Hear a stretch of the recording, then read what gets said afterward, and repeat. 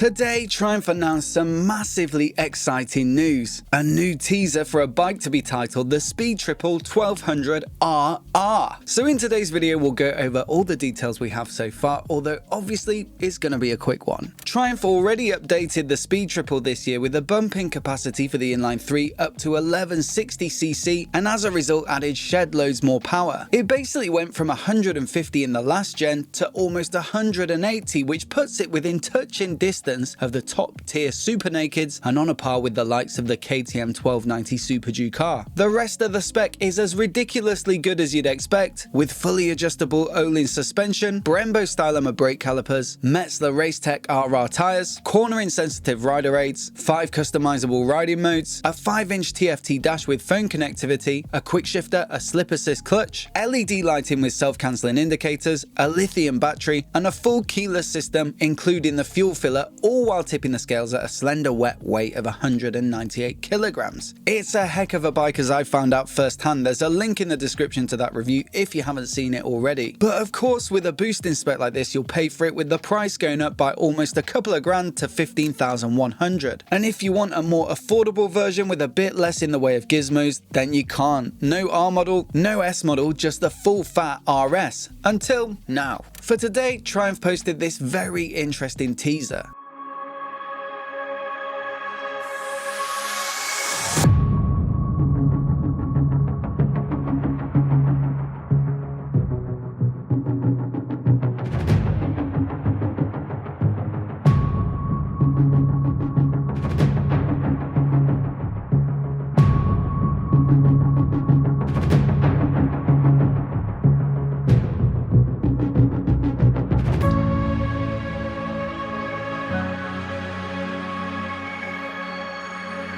So look, they're not giving too much away there. In fact, at first glances, I thought this shot was a random red rope. But I think it's the seat stitching under a red light. There are a few additional photos though, and so here are 3 things that look to be certain. From the side-on shot and the one of the clay model being smoothed out, we can see clearly that the RR will get some sort of fairing. My bet is a half fairing, not full, otherwise they'd have called it a Daytona, wouldn't they? In fact, you can kind of see in this shot that there's really nothing going on down there. Now, I don't want to ruin the fun, so I've just roughly photoshopped the new fairing over the existing bike to give you a vague idea of what it might look like. I think it'll really transform this bike into something quite different, at very least visually. From the same shot, you can see that the handlebars appear to sit much lower and further forward than the street focus bars of the RS. So I guess that they're clip-on style bars to allow the rider to get into a much more sporty tuck behind that new screen. And there's also an awesome looking round headlight. Now, I know the dual headlights of the Street and Speed Triple and the Tigers and the Rocket haven't always been to everyone's taste, so this one should please a few people.